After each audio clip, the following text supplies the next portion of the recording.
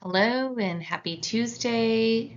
Welcome to today's Teach Me Tuesday. My name is Lisa Houston and I am a nurse educator in the NICU. This week, for week 1 of May, the first Tuesday of May, we are diving into NEC, necrotizing enterocolitis, as this is NEC Awareness Month. We are going to break this up into 4 different sections, 2 of which are partial reviews, as is today's with the placenta. But I'm going to kind of pull it all together and connect in another part of May. We have another month in May, which is Kangaroo Month and Skin to Skin Month. So we're going to kind of tie all that together this month. So without further ado, our first part today is how does the placenta contribute to NEC? And I wore my placenta shirt today, which says that the placenta is the greatest temporary organ to ever exist. I truly believe that we don't even know everything that the placenta is doing. And we know so much more about how the placenta and the blood flow to it and therefore to the baby affects the baby, but it is so important. There was a trend kind of going around on the internet where I was talking about how, oh, this baby's been here 40 days. Why are you telling me the maternal history? But I'm the one that wants to know that. I am that experienced nurse that wants to know the maternal history during the baby's stay because it never is unimportant. It tells the baby's story, it tells the family's story, it explains some of the stressors that the family was going through, but most importantly, it can tell you about what the placenta was experiencing and therefore what the baby was experiencing in utero. So always important what's going on with that placenta. So let's review. The placenta's job really is to regulate the baby's functions in utero. We all know that babies are not breathing in and out oxygen, so this is some of what they're doing. They're not eliminating waste, right? We don't have this, diaper that they're going to the bathroom in. They're not exactly functioning on what their electrolytes are. All of those are some of the jobs of the placenta. So you can imagine that any harm or dysregulation to the placenta is going to have long-term negative outcomes on the baby. Chronic placental changes can cause fetal hypoxia, vascular insufficiency, infection. All of these things are predisposing the baby to NEC. So remember, necrotizing enterocolitis is this inflammatory process that leads to slowing down and thereby death of the bowel or severe swelling that can cause death of the bowel from a bacterial overgrowth. And the bowel doesn't always die to the point where it has to be removed if it's caught early enough. But the more damage that's done, and one of the biggest risk factors for NEC can be what happens in utero. And so that's kind of how we're going to connect this placenta to NEC. So again, what is the placenta doing in utero? It's responsible for the exchange of gases, removal of waste. It brings all of the nutrients in. All this is happening by week 12 of gestation. Initially, you just have this corpus luteum that's in there, and it's kind of the beginning stages of the placenta. It's getting those initial stages ready for the baby, and then the placenta is going to take over, and it functions as this kind of liaison, I guess, between the mom and the baby. So the transfer of blood between the placenta and the babies is in this villi. So they look like these finger-like projections. You can see them here in this slide, and in the next slide we'll look at them more zoomed in, where they're kind of like going up, and this exchange is happening. They extend towards the fetal side of the placenta, and then it just fills this in this maternal blood-filled spaces. It is wild what is going on in there. And I just think to myself, if you have sufficient finger-like projections where all parts are, these extensions that are coming out are functioning well in there, you can imagine how well the baby's going to do. But anytime one of those is affected, it is going to directly affect the baby. So let's talk about some of those main jobs the placenta does. Respiratory, right? The baby's in amniotic fluid. We are not inhaling and exhaling air for gas exchange.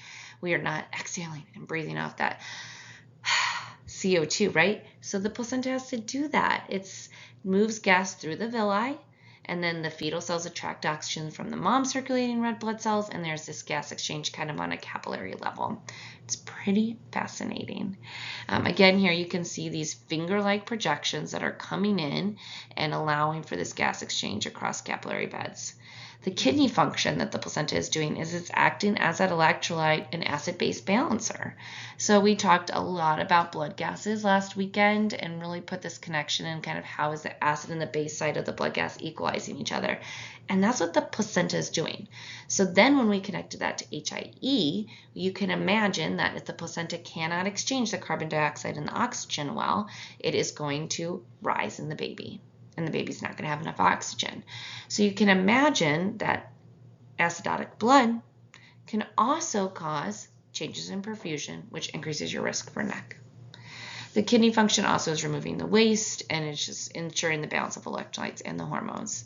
And then the nutritional support, which is a huge part of NEC in relation to the placenta, is it's this bridge between the mother and the developing fetus, and they're facilitating the transfer of nutrients, glucose, amino acids, vitamins, and a lot of that actually is happening in the third trimester. Is this big push of nutrients and nutrition growth in the third trimester. So the earlier the baby's born, the less likely they have gone through this part where they've had a glucose push, they've had an amino acid push, there's all the vitamins they need. So the earlier you're born, the less likely it is that you've had those nutrients in place. So let's connect this with placental insufficiency. So placental insufficiency is just this small underdeveloped placenta. It can be caused by preeclampsia, stress, poor nutrition.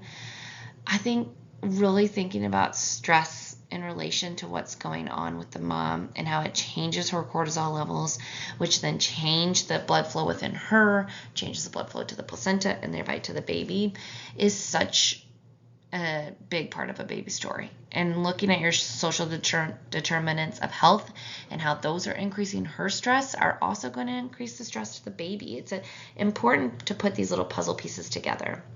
So now the placenta is not functioning. So what happens when the placenta has placental insufficiency is it is going to shunt that blood away from the gut.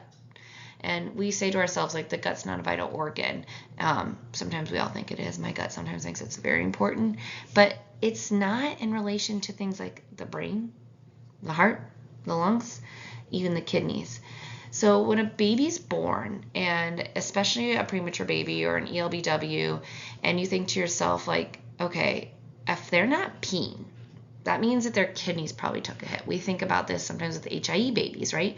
If they're not peeing, they're not producing urine, their kidneys have taken a hit. If there is a sign that their kidneys have taken a hit, you can imagine that their gut also took a hit.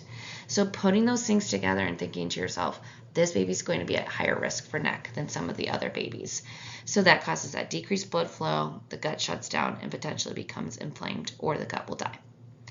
And then speaking specifically to preeclampsia, so that's the pregnancy condition characterized by high blood pressure. I like to say that it is high blood pressure like on the placenta.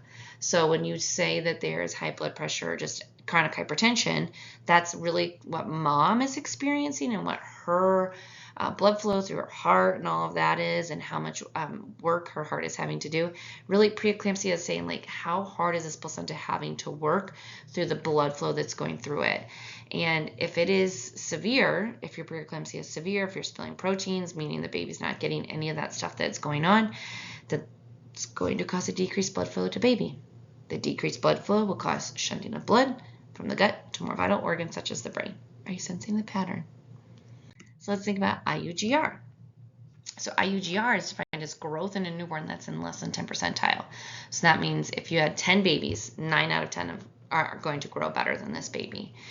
The infant requires a healthy placenta to grow properly. So you can imagine that if the baby's in the less than 10 percentile, that their placenta is not functioning well. So high blood pressure, diabetes, anemia, kidneys conditions, the mom's very low weight, the mom's very low weight. It can also happen in morbidly obese people. Poor nutrition, alcohol, drug use, smoking. We know that smoking is a huge contributor to IUGR. So if the baby is poorly grown and has had poor blood flow, you can imagine the shunting that's happening and increasing the risk for NEC. Are we sensing this theme of poor blood flow to the placenta is poor blood flow to the baby? In this setting of poor blood flow, we are going to prioritize more vital organs. So placental insufficiency, preeclampsia, and IUGR are all telling us that something's going on with the placenta and it can't function well enough, and therefore the baby's going to have decreased blood flow. That decreased blood flow means less oxygen, less nutrients, and less removal of waste, which means that our gut is going to have less healthy blood flow to it.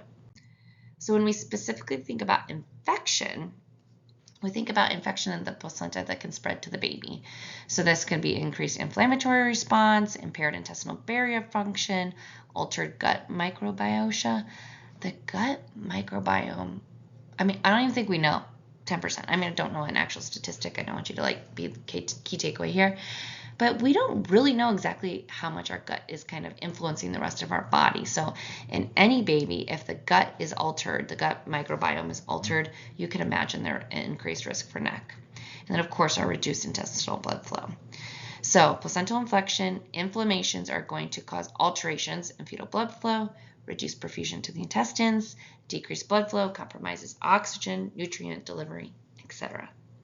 So all these little pieces tell us that the baby's risk for NEC happens before they step foot in our unit. These are the things that I was alluding to of that we can't control. As bedside NICU nurses, we specifically cannot control how the placenta, the greatest temporary organ to ever exist, is affecting the baby's risk for NEC. That is why, as we talk in subsequent weeks about what we can control, is so important. Because if they've been predisposed and set up with this poor blood flow, this decreased oxygen, this decreased nutrient delivery, we can't undo that, right? That's already happened.